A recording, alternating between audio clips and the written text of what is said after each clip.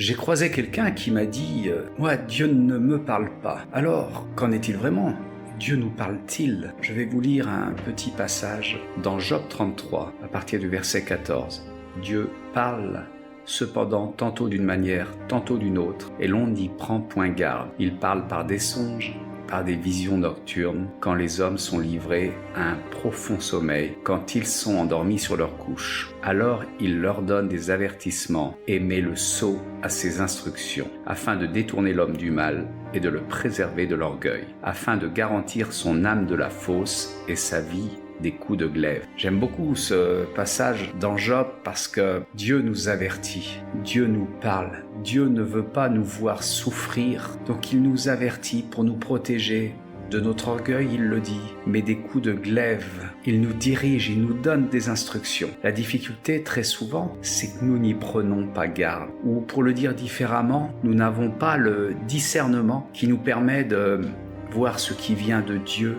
ou ce qui vient de l'ennemi. Alors oui, comme il est dit ici, Dieu peut nous parler par des songes, par des rêves, par des images dans la journée, par des pensées, par une parole, par sa parole, en nous donnant un passage dans sa parole. Il peut nous parler directement également dans notre cœur, mais souvent nous n'y prenons pas garde. Souvent nous n'avons pas cette possibilité de faire la différence entre ce qui vient de lui et ce qui vient de l'ennemi. Alors comment faire ? Une fois de plus, la méthode est la même. Rapprochons-nous de Dieu, rapprochons-nous du Saint-Esprit, afin de ne pas être des aveugles, et pour les serviteurs de Dieu, des aveugles qui guident des aveugles, afin de comprendre quelle est l'instruction du Seigneur, car si notre instruction ne vient pas du Seigneur, elle viendra de l'autre, de l'ennemi, de celui qui ne cherche qu'à nous nuire. Alors la question est, celui qui a fait la bouche, serait-il muet ? Serait-il incapable de nous donner des instructions ? Non, bien sûr que non. Il veut que nous soyons guidés à chaque instant par lui. Nous devons apprendre à l'entendre et à le comprendre. Et c'est quelque chose qui, pour beaucoup,